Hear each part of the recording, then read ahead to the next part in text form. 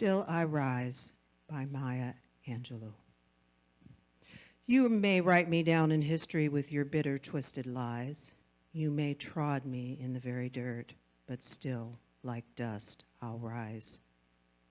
Does my sassiness upset you? Why are you beset with gloom? 'Cause I walk like I've got oil wells pumping in my living room. Just like moons and like suns, with the certainty of tides, just like hope springing high, still I rise. Do you want to see me broken? Bowed head and lowered eyes, shoulders falling down like teardrops, weakened by my soulful cries. Does my haughtiness offend you? Don't you take it awful hard, 'cause I laugh like I've got gold mines digging in my own backyard.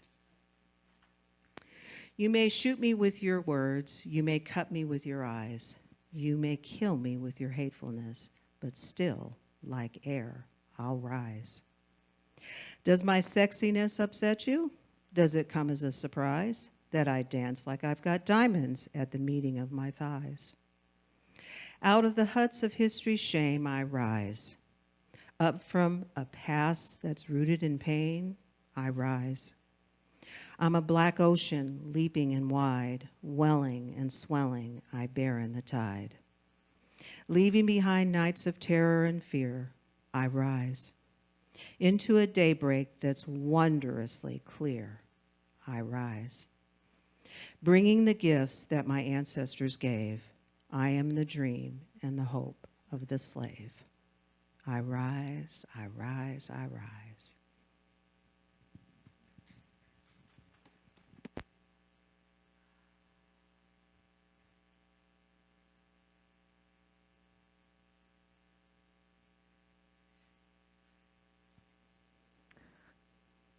I didn't expect that to make me emotional.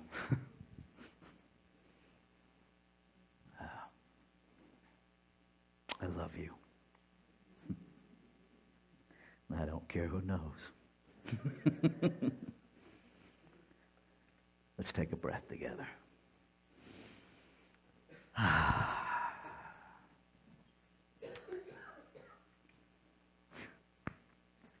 love you too, Dita Nelly.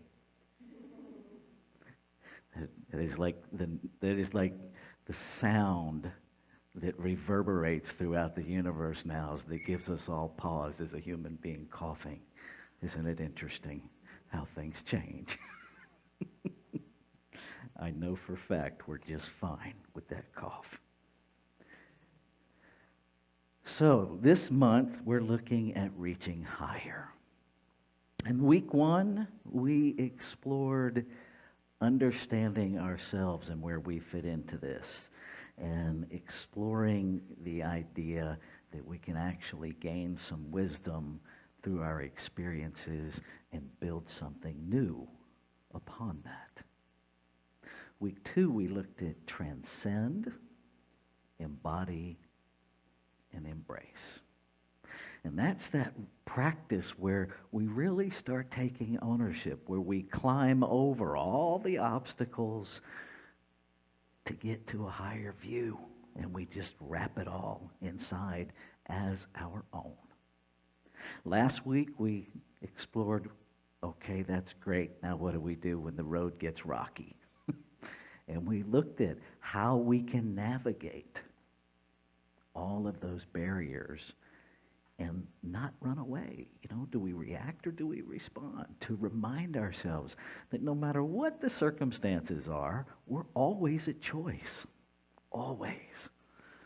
Some of us really like choice when we like the options, and when we don't like the options, suddenly we have no choice.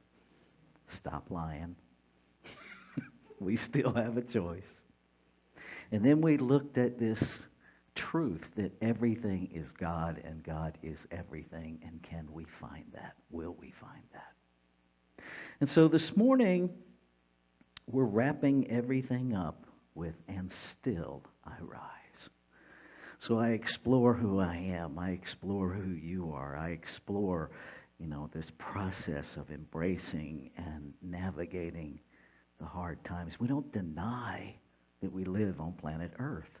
We just decide to rise no matter what.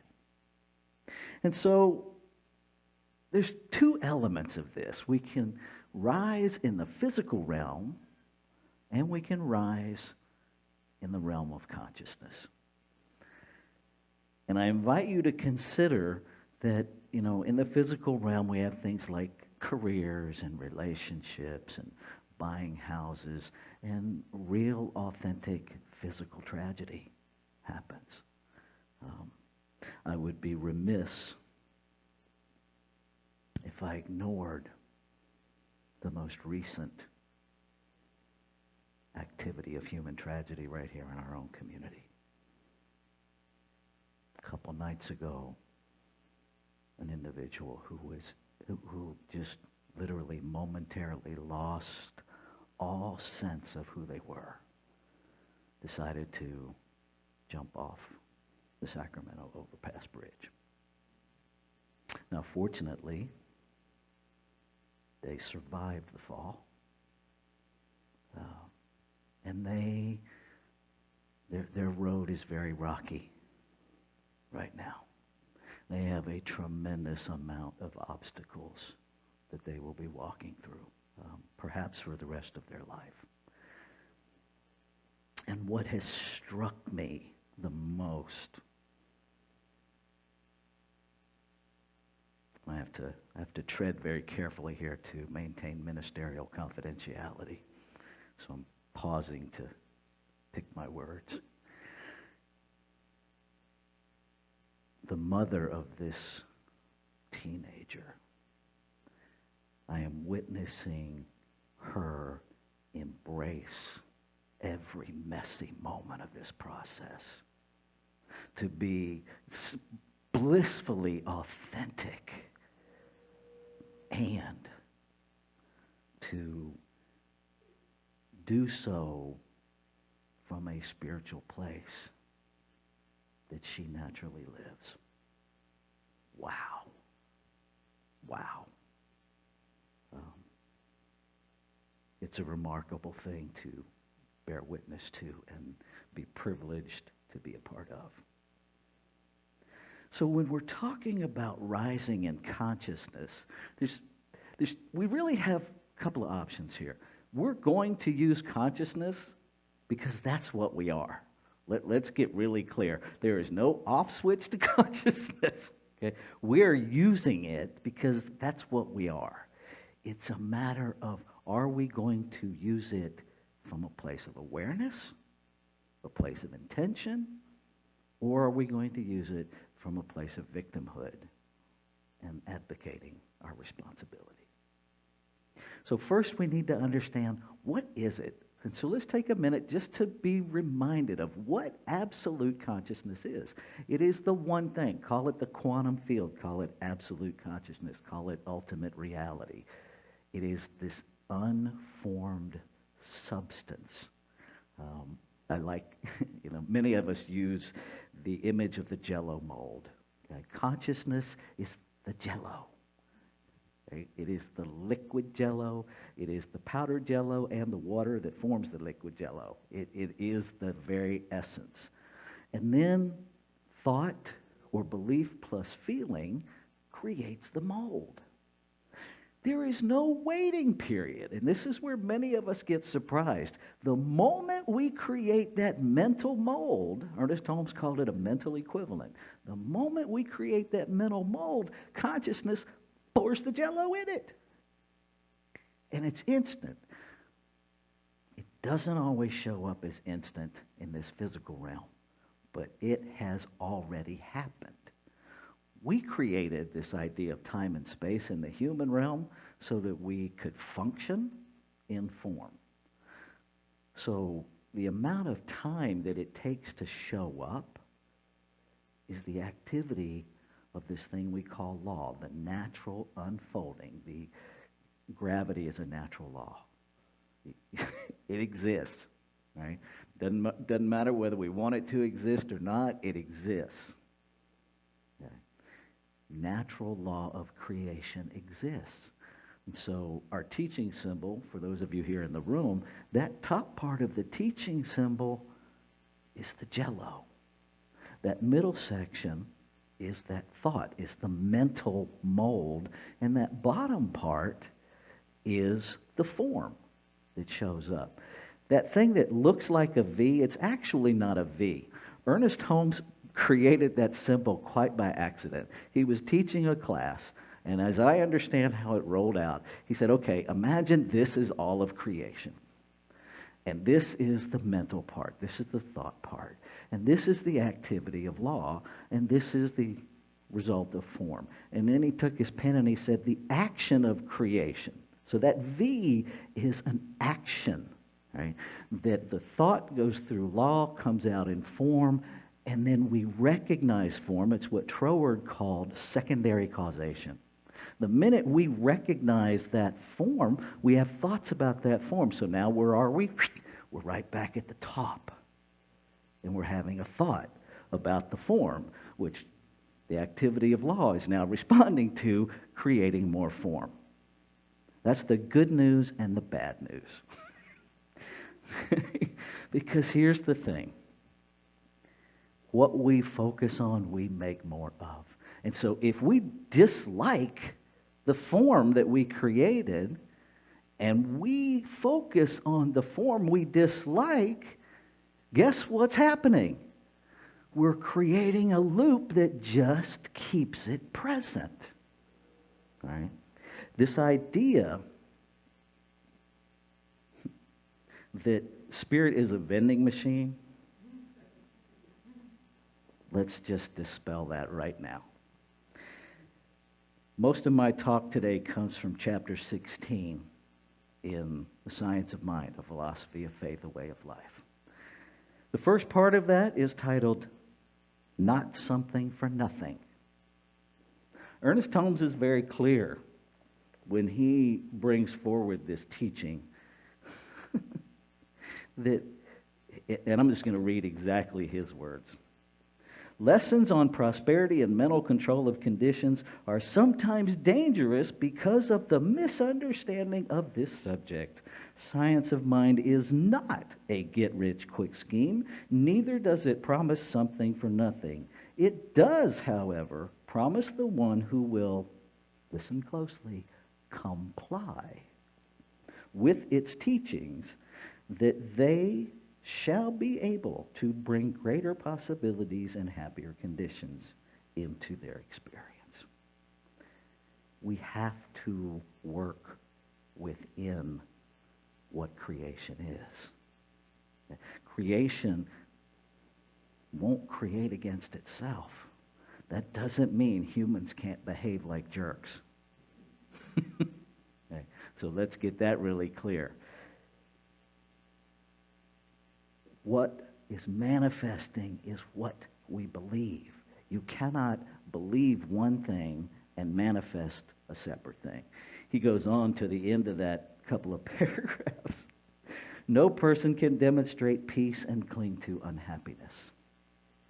You can't claim peace and act like a jerk. One of those is not true. They can demonstrate resignation and call it peace, but it won't be peace. No person can jump into the water and remain dry. Let's hear that again. Nobody can jump in the water and remain dry. So we can't have a thought that is in opposition to what we can't create a demonstration that is in opposition to what we believe. Won't happen. Won't happen. And this is in all caps in the book. No person whose entire time is spent in the contemplation of limitation can demonstrate freedom from such limitation. I cannot sit around look at my checkbook and look at my balance and look at, oh dear God, how am I going to do this and how am I going to pay this? Man, the world really sucks today. And and have a better life. It doesn't work that way. What I get is more of those insufficient numbers in my bank account to look at, because that's what I'm focused on. What I get are more situations to prove to me that the world, in fact, sucks. Because that's what I've declared. So that's all I'm going to experience. It doesn't mean the world is busy being horrible. It just means that's the experience of it that I'm creating. Will we rise to a different consciousness? Am I willing to let go of my limitations? Oh my God. Listen to your own internal dialogue sometimes. Our biggest arguments tend to be for our limitations. I have a right to feel this way. Well, yes, you do. Yes, you do. And I say it frequently. Come, try it out. If it doesn't work, I will gladly refund your misery. You can have it back anytime you want. Anytime we choose, it's ours. Because that's what creation does. Oh, you want misery? Here you go. Have some misery. It doesn't second guess us. It just gives us what we say we want. Want is a slippery little word, isn't it? I don't want to be miserable. Really? What are you doing to be happy? If all of your time and energy is spent in misery while you're screaming you don't want to be miserable, I would suggest that maybe, perhaps, on some plane, you might be lying to yourself. Maybe. Just consider it. So how do we get out of this? We start where we are. We have to stop lying about where we are. We have to get all the guilt, shame, and blame. Got to go. You know, I really appreciate what Deborah shared this morning, that, I was busy practicing exclusion. I was busy not being inclusive. Right? Our teaching tells us that we turn away from condition. That kind of requires me to know where it is and what it is that I'm doing in order to turn away from it. Right? The barriers, I can't cross a barrier if I don't know it's there. It's that story of our distortions. Let me share this with you. This is a cute little story about how we distort things that are right in front of us. There's this neighborhood of monkeys playing in the trees, and nightfall comes, and one of them looks down and says, "Wow, the moon is in the well. Come here." And he calls all of his friends over, and he's like, "Look, the moon fell in the well. We got to get it out." And so monkeys being monkeys, they devise a plan. One's going to hold on to the top, and they're going to link tails and work their way all the way down with a bucket to scoop the moon out of the well and put it back where it belongs. And as they're doing that, the last one is right there, and he scoops it up, and he's looking in his bucket, and he's like, "I've got it." And right then the top monkey lets go. And everybody falls down. The bucket goes flying, and they're all in the bottom of the well looking up going, "We did it!" The moon is back in the sky. And then one of them looks at each other, it looks at the rest of them and goes, "Now how do we get out of this well?" Right? We can fool ourselves, and then we find ourselves stuck the bottom of the well, thinking we've changed something that was never a problem to start with. Okay? So how do we get out of the well? First, we have to remember. We have to remember what's actually operating here, and we rise to that new level of consciousness. We can't operate in the material realm to change our consciousness. When our consciousness changes, the material realm changes. And too many of us try to do that backwards. Okay? The most powerful words I think I have ever read in this Science of Mind book that are some of the most uncomfortable words I've ever read also. To desert the truth in the hour of need is to prove that we never knew the truth. When things get hard, when disaster strikes, to abandon what we know in consciousness and invest ourselves in the awfulness of the form is to prove that we never knew what consciousness was to start with. Because when we truly know what's going on, we can look, Ernest Holmes also says in a different place in the book, to look a fact in the face and call it a lie. It's a fact that we are in a pandemic. That's a fact. But it's not the truth of consciousness. It is the truth. It is a fact in the physical realm. The truth of consciousness is that everything is whole, perfect, and complete. And so all of the nastiness that we're writing about this thing, now we're invested. We're trying to change the material in order to lift our consciousness. It doesn't work that way. We have to rise. How do we rise? Go deeper. This human experience is nothing but paradox. Okay? And so our brain tells us to rise, and consciousness says, yes, go deeper. Right? Go deeper. And so we go deeper into faith. If you remember, for those of you that are Bible-based,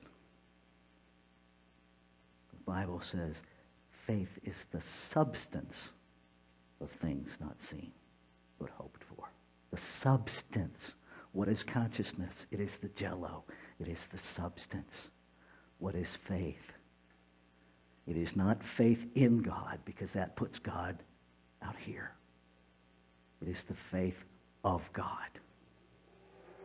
It is understanding that you are made of consciousness. That there is nothing for you to look for and everything for you to access. You are it in form. This idea that I'm waiting on God, when I was early in recovery, my sponsor, bless her heart, I was like, I'm waiting on God. She's like, you get a job yet? Nope, waiting on God. Did you pay your rent yet? Nope, waiting on God. Finally, she looked at me and she said, next time you're hungry, lock yourself in a closet and see how long it takes God to shove a hot dog through the keyhole. Who are we waiting on? We're not waiting on God. We're waiting on someone else to be responsible for our physical being. That is not in alignment with consciousness. Consciousness understands its power. We look to this man that we read about called Jesus. He never said, when God moves, get up and walk. He said, get up and walk. And people did, as the stories go. Rise up from the dead and go about your business. How did that happen? Jesus didn't do it. Jesus didn't access something outside of himself. He aligned the consciousness in him with the consciousness in the other person and enacted it. He had an idea. He spoke it into law, and it manifested. Just like when you say, I don't have time, suddenly your schedule gets busier. You notice that? Because you just said, I don't have time, so you manifested not having time. That's how this thing works. And so we have to remember who we are and have the faith in it. Faith is the substance. It is the consciousness. I think it was Michael Beckwith who said, when we do see what we don't see, we will see what we can't see. I'll say that again, D. D just looked like a puppy back there. Whoop. When we do see what we don't see, we will see what we can't see. When we see in consciousness, when we have the mental equivalent for what isn't in form, it will come into form. That's how it works. And that's the only way it works. Now, I was in a class, and somebody pointed out this beautiful, beautiful piece. Because what stops us is we don't want to change. We want everything around us to change. I'm not sure I want to change. So can you work that out? Remember, there's one consciousness. We are it. And so the activity of law is moving consciousness into form. That is you. Our part is to be ready and willing to be guided into truth and liberty. If in the making of a demonstration it becomes necessary to change our mode of living, then the law will point the way and we will follow. Our correct choice will be part of the working of the law. All doubt and fear must go, and in their place must come faith and confidence. And we shall be led by the Spirit into all good. We cannot dig our heels in and change anything. Because what we're actually doing when we dig our heels in, what's operating in the creative process, what is your belief? That I'm going to stay right here. So all of the activity of law does everything to make you stay right there. And so if staying right there eliminates the demonstration that you want, nothing changes. I'm going to wrap up with this quote from Ernest Holmes, because it's really easy when we are when we are struggling, it's really easy to forget. Ernest Holmes said this: we are not going through a harder time today, a longer or darker night than has ever been experienced before. It only seems darker when we forget who we are. Let's take this into prayer. And so as I breathe, I recognize it is the breath of the one, the infinite, the ever-present substance of life breathing me. That it is consciousness itself breathing me. That there is no other substance, no other source, no other being. And so I know that I must be that in form. I know that I must be a divine idea, a desire in its own heart to know itself, to experience itself as this thing I call my life. And what is true of me is true of all life. One substance, manifest diversely in the form of multiplicity. Every form fully infused with all that creation is.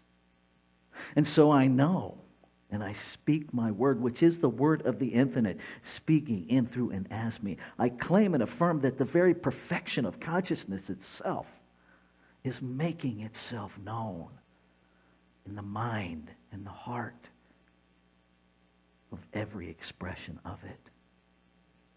That the perfect breath of life is breathing every perfect lung.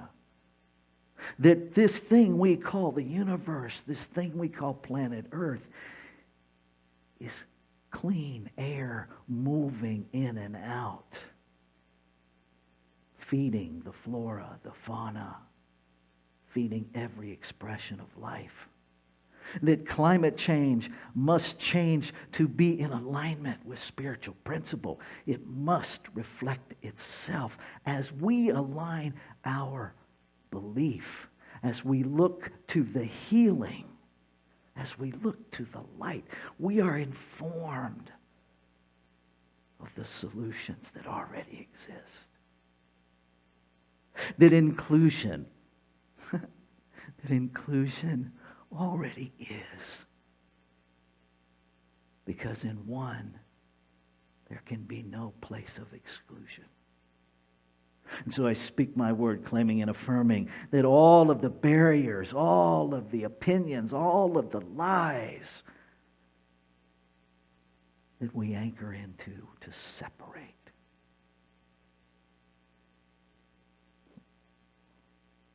are transformed by the renewing of our mind. And there is a recognition, there is a celebration, there is a dance of holy wow as we live these principles, as we live the inclusion of every diverse expression of divinity. I speak my word, claiming and affirming that all needs are met because that which created every form already has provided for the need. And so we rise into a higher consciousness that demonstrates an awareness through the activity of law, through those divine nudges that say, go here, be this, do that. And we simply say yes, letting go of any anchor in this human realm, letting go of any guilt, shame, and blame, letting go of any shoulds or ought tos. We simply allow that divine impress of consciousness itself, desiring to express itself, and we say yes. Yes. Yes. I rise. I rise. I rise. And so it is.